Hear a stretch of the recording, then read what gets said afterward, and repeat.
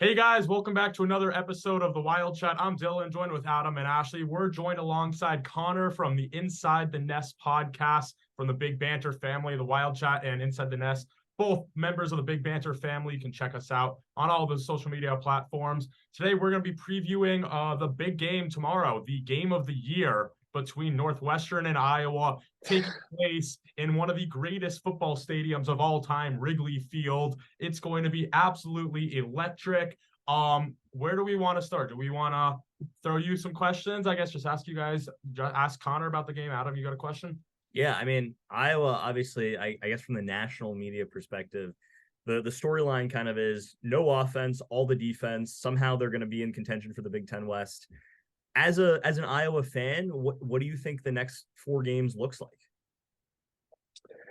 Personally, I'm sure you've heard the news that Brian Ferentz is on his way out at the end of the year. So for me, I think we're kind of just hoping to go undefeated. Obviously, that's really annoying to say, but like I think we're looking to see a little bit of explosion. I mean, at this point, what does Brian have to lose? I mean, his job is already gone. So why not open it up a little bit, see what we can work with here instead of being so focused on turning it over? Because we've been doing that a whole hell of a lot recently anyway. So as for what I hope it looks like, I just hope that we can somehow, even if, I don't want to get picky and ask for a ton of points. If we can just scratch and claw out, 4 of those wins, even make it to Indy, if we'll get embarrassed, that's fine. But hey, I just want to say we made it, It's the last chance we have for a while with the West and East splitting up. So yeah, Connor. Yeah, so key players should be no, you're good. Who are some of those key players we should be looking out for from Iowa? So as far as offense goes, obviously, there's not a whole lot going on there. We do have a pretty solid run game. I like to call it a 3-headed monster. That's not very original, but we like to use 3 guys out of the backfield, and they're all pretty dynamic, and they can all bust one if needed. As for defense, I'm sure you've heard at some point, hopefully, of Cooper DeJean. I mean, this guy's kind of the only one we have. We're actually hoping that he plays a little bit of offense. It's that bad. So yeah, that there's not a whole lot other than that. Our punter, as sad as it is, I'm going to shout out our punter. He's someone to look out for. This is going to be dropping some bombs, hopefully within the 5-yard line there, pinning you guys deep. So, yeah. Hey, you're not the only one with a great punter over here at Northwestern. Hunter Renner, I've called him the best punter in the nation. I don't know. He had one really great game against Nebraska, but anyways, I'm super well last week. He did. He had a good game. He had a good game last week as well. I'm here for it. Yeah, so it's going to be the punting game. Punters are people too, okay? Yes, like punters are people too. Correct. This is a fact. And, they don't get enough love. So look, hopefully this game gets them a little bit of a spotlight. I know it's not like Wrigley, and I know it would like technically be a bad punt if it happened, but I really want to see like a punter hit like a home run, like into that right end zone, into those bleacher seats. That would be so awesome. Get some wind going, a little right field action down the line. Like, I guess technically it would be considered a terrible punt if it happens, but I don't know. I just want to see that. I guess, and then defensively, I mean, what makes you guys so special defensively? What do you think is like, who are your guys to look out for when, Northwestern, who's had an offense that has struggled, really throwing the ball, probably going to have Brendan Sullivan back there as well. Very mobile. What does Iowa kind of have to do to kind of stop that mobile quarterback type of play? Yeah, no, for sure. I think that all starts with our middle linebacker. His name's Jay Higgins. I think he's second in the country in tackles right now. I mean, the dude is just all over every ball. So, I mean, I think that he's going to have to be the difference maker for this weekend. I'd expect nothing less or nothing short of 15 tackles. I mean, it seems like that's normal for him. So he's a name to look out for on our defensive line. Hopefully, Yahweh Black. I honestly hope I'm saying his name correctly, but yeah, if he's healthy, he's someone to look out for. He's been getting a lot of draft buzz as of the last few weeks. So, these guys could be the difference maker, in my opinion. And then obviously Cooper DeJean, like I'd said before, he's just all over the place. What do we feel But how about you guys? Oh, sorry. What do we feel like the Iowa turnout at Wrigley is going to be? Because at Northwestern, like last game against Maryland, I feel like it was 15,000, something like that. It was 19,000 with total attendance. It was 19. Okay, it was 19,000. I think the most attendance we've had this year is like 27 against Penn State. So like Northwestern hasn't been great with attendance. I think we'll see a little bit more attendance given that it's Wrigley. So it's like in Chicago, you've got the more Northwestern people over there. I'm pretty sure it's sold out. But like, but I feel like there could be a lot of Iowa fans. Like, do you have any like inclination on that? Oh, absolutely. I mean, from personal experience, like my old man's heading out there with my mom, and he's meeting up with a bunch of his fraternity buddies that all reside in Chicago. So it seems like there's going to be a good bit of people. Being on social media today, it seems like everyone's hitting the bars pretty early and often here. So I wouldn't say it's going to be, all yellow there, but I think that you'd be a little bit surprised to see some the turnout. So we've sold out the majority of our games this year, I think, if not all of them, which is sort of new for us. So hopefully we can keep that trend going all the way up to Wrigley. There's definitely, just walking around like downtown Chicago, I just know there's a ton of Iowa stuff just all around, really everywhere. So yeah, definitely. Yeah, it looks electric, man. So how about you guys, though? I mean, I know that this is probably a dry question, or you're maybe a little redundant, but going into this year, I don't want to throw any shade, but I didn't have that high of hopes for Northwestern. So to see the way that David Braun's, coached them up, and to see where they're at now, I'm just beyond surprised and impressed. Do you think that it would be any better or worse right now if Pat was still at the helm or still coaching those guys? I know that's probably a tired question at this point, but No, actually, that's a new one. We've gotten should David Braun not be interim, but I don't think we've ever gotten should Pat fit. What would happen if Pat were still here? Yeah, that's tough. I mean, in my opinion, like he's definitely one of the more tenured Northwestern football players. I mean, everyone seems not everyone anymore, but before everything happened, everyone seemed to love him. But he had 2 pretty bad seasons in the bag coming into this season, so I think a coaching change wasn't necessarily a bad thing. Under these circumstances, yes, it does seem like a bad thing, but I don't think a coaching change at all was a bad thing for the team. I think we needed some change because clearly last year we had the talent to be a good team and we just didn't produce anything that showed the talent that we had in, I believe, 4 draft picks for the NFL. Yeah, so I think a coaching change is what we needed. I don't know if Pat would have done any better.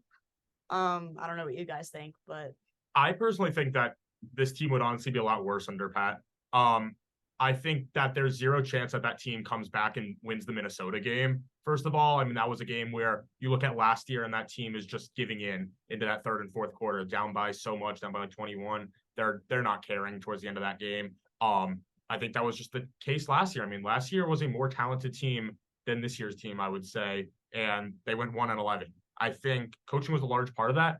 I don't know what has happened defensively on the side of the ball. I think a big part of that is, David Braun is a lot better of a defensive coordinator as we've had in previous years. I'm completely forgetting his name, even though he was terrible last year. Bajakian is still the offensive coordinator. I don't know if there's been any difference in the way that he's interacted with Fitz compared to David Braun, but I honestly think David Braun has done a better job this season than really Fitz had the previous 2. So, yeah. It's a little weird because the thing is, Fitz before the past 2 years, I mean, Northwestern was in they were in a bowl game 3 years ago. We're contending in the Big Ten West, obviously, and then you kind of lose some of that talent. And last year, really interesting team because, Ryan Helinski, Brennan Sullivan, the quarterback play was up and down, but that team still had really good football players like Evan Holt, obviously leading the charge. Malik Washington, who now at Virginia is absolutely cooking. Like he's one of the best wide receivers in the country this year, which is absurd. Lost to Miami. Because last year, I mean, yeah, he had like 600 receiving yards, but nothing special. I just think last year stuff didn't go well. Obviously, the locker room culture, whatever. I think that Northwestern really needed a fresh face. And I don't think I honestly, I just think it's kind of a product of the situation. I think Coach Braun was kind of the perfect fit for Northwestern, a guy coming from a D2 school, a high, very talented D2 program over there in North Dakota. And FCS. Yeah. Not D2. Or excuse me, FCS, Yeah. my bad.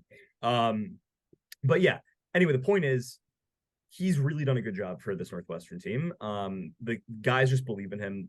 They've bought into the culture. And I just think it's kind of that culture switch that Northwestern really needed. Man, I totally hear that. And sometimes I think I wish the same would happen at Iowa. Obviously, I don't want, some horrible situation to go down that leads to his departure, but I am interested to see what's kind of next thing. So I kind of agree with you guys that, it wasn't the worst possible outcome, especially given how he's coached those guys up. The next question I really had though is I kind of pay attention to the transfer portal way more than I should. And I noticed there's a guy, was it Nigel Glover? I think he already transferred out at the beginning of this year. There's a lot of guys with a lot of talent. Do you expect to see the reverse of that going into next year now that there is a little bit of tenure with Braun? You know, you think he can start to bring some of these guys in? Or do you think that you'll still see some of these guys on their way out because it's different? I think that's a really interesting point.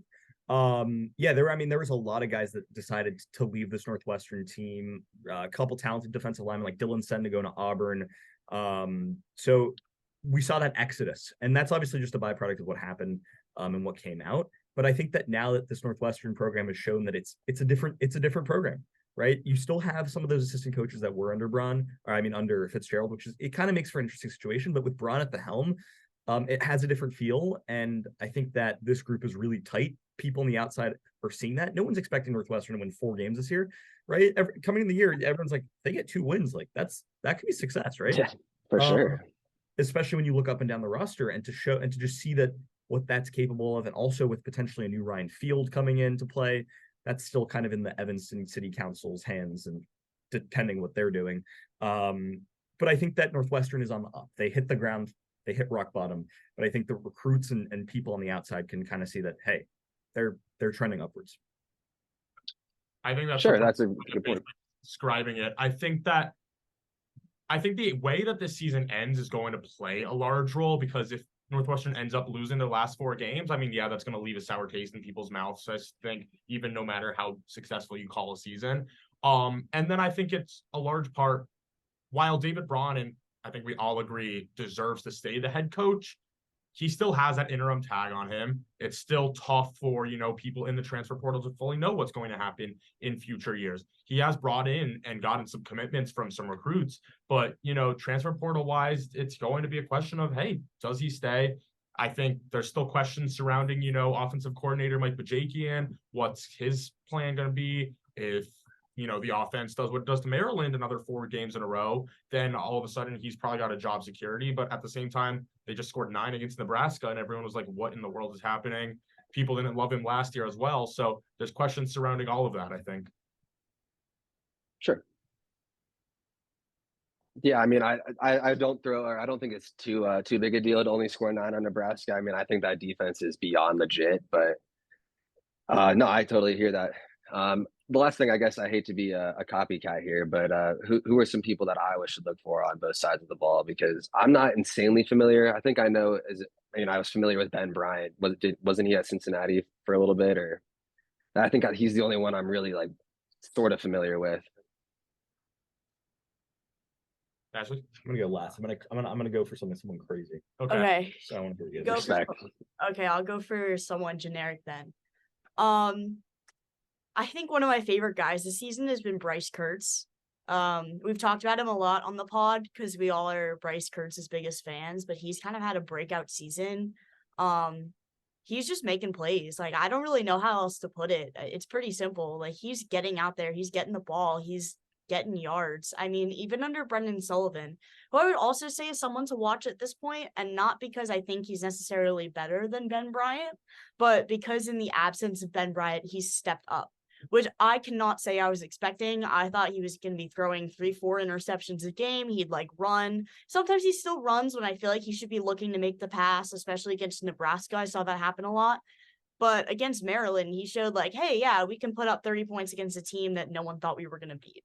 So it does sound kind of generic to be quarterback and one of the best wide receivers on the team, but they are the people to watch. They have been growing and developing, and it's looking a lot better than I could have ever expected. Yeah, I completely agree there. Offensive side of the ball, it's been the Kirtz show pretty much this entire year.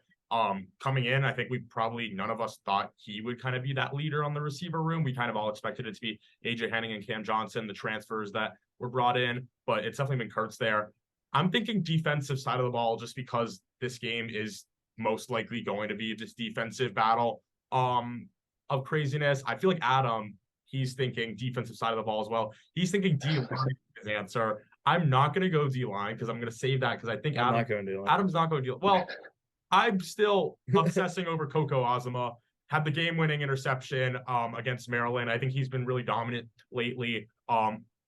Just dominant corner, been basically everywhere on the field. Had the game-winning interception as Maryland was driving down the field and basically saved the game, honestly. A nice diving play there for the catch. He's someone who, I don't want to call him a ball hawk or anything, but he's just been effective. And that's, I think, the best way to describe him. He's been pretty good. The secondary as a whole, though, has honestly just been much improved, I would say. Love the Coco shout out. I'm actually going to give you two guys super under the radar. Number one, Joe Hyman, running back. He's not our starting running back. Cam Porter's the bell cow, but Joe Hyman is, anytime he touches the football, this guy's electric. I mean, he has so much speed in the open field. He almost broke off like a 50, 60-yard touchdown last week against Maryland, but he ended up like walking out of bounds at the 4. Earlier in the year against UTEP had an 80-yard screen pass for a touchdown. Like, this guy, when he gets the ball into his hands, like, he finds the open space and he just runs. And then on the other hand, especially in a tight ball game, the special teams is going to be really important. I'm going to actually go with Jack Olson here. He hasn't missed a kick inside 50 yards all year. So I think that if Northwestern's able to, get inside that range, and knock some field goals through, that could be really big. So watch out for Jack Olson too. Yeah, no, I totally hear that, man. That's insane. First of all, that he's made that, or hasn't missed inside 50 yards. What I would do to have that, but our kicker's pretty solid too. He's not that good, but yeah, it's definitely going to be a kicking game. So I don't want to say I'm looking forward to that, but it'll be interesting to watch. Do we want? What are we thinking for? I was just going to say the same thing. Do you want to toss around score predictions? Yeah, let's do it. I can lead us if you guys want. Doesn't matter to me, but Go for it. I don't even know what the actual line is now for Iowa. I don't know if they're like -3 or if they're even favored anymore at all. I've been absolutely deathly afraid of this game all week. I still think it's going to go under. I don't mean to talk gambling terms here, but I think it'll be a low scoring game. My final score prediction, I think, is going to be somewhere along the lines of like 17-12, which is like what it was supposed to be against Minnesota, but invalid fair catch sign. So we lost that one. So I could see a 17-12 coming. And yeah, hopefully it's Iowa on that side, but that's my prediction. Okay, I can go. I was actually going to say 16-12 before you said that. So I'm just going to stick with it. I'm not trying to copy you at all. No, I'm with it. I was thinking like low scoring. I'm going to have Iowa coming out on top for this one. I just don't know if our Northwestern defense will be able to hold steady all 4 quarters. I think it's going to be a weird scoring game, maybe like a safety, maybe something like that, like something you don't see a lot. Yeah, 16-12. I'm not going in the 20s for this one. I don't think it'll get that high. You want me to go? You go. I got I actually think I am going to take the over, because 20.5 it's just outrageously low. It's unbelievable, actually. I don't think it's going to be that high scoring, but I do see like these teams getting some touchdowns. Like, I don't think that's out of the question. I'm going to take Iowa 17, Northwestern 13, so just over. But yeah, that just seems right. That seems like a good sweet spot. I like that. Y'all are way too easy with this. He's gonna go like 9-6. That's my call. You are very close with that one. There will not be a touchdown scored in this game. That is like, I would almost put money on that if I could. You're probably right. There will not be a touchdown scored in this game. Crazy score time. Northwestern is winning. Northwestern will move to 5-4 and move over 500. I'm breaking my article about the streak of them going loss, win, loss, win, loss, win. Coming off a win, they're about to win 2 in a row. Northwestern wins this one 9-5. Iowa gets the field goal and a safety. Northwestern, Jack Olson with 3 field goals, and it's just going to be absolute chaos. Game's going to take 2 hours and 15 minutes, and it's going to be electric. It's wild that it's like, I could definitely see that happening. It's kind of sinister. Like, no other teams I'd say that that's likely for, but this one I'm like, sure, dude, sign me up. I like that. Hey, let's do it. Let's watch it. Look, I need this game to last under 3 hours because I got to get to the United Center right after it ends for the Black Panthers game. So, there you go. Good stuff. Well, hey guys, I appreciate you guys taking some time out of your Friday to chop it up with me. I know that this isn't the most exciting game for America, but as fans, I'm sure that we're looking forward to this one. It should be a pretty good clash, low scoring, like we said. But committee game of the week, so that's what. Hey, Yeah, right, for sure. Well, the only thing that's annoying to me is it's on Peacock, and I don't have a subscription, so I'm gonna have to go get that. But hey, it'll be worth it Yes. for one game. Why don't you let the viewers know where we can find Inside the Nest? Sure. Yeah. So as of right now, we're only on Spotify and YouTube and on all social media. But on Spotify, it's just Inside the Nest. YouTube, same thing. On X, though, you can find us at Inside the Nest 0. And then on Instagram, it's just Inside the Nest Pod. Really redundant, but hey, no one else took Inside the Nest, so we're running with that one. Love it. Love it. Awesome. Well, thank you so much for joining us. Am I closing this out? Yeah, you got it. Okay, I'll close out. You're cooking. Thank you so much for joining us. Of course, we're the Wild Chat, part of the Big Banter family. You can find us at the Wild Chat, the Wild Chat podcast. I don't know. Ashleigh knows the social media is better than I do. It's something with the Wild Chat. If you search it up, you should be able to find us. And yeah, exciting game. Thanks for listening and have a great day, everyone. Cheers.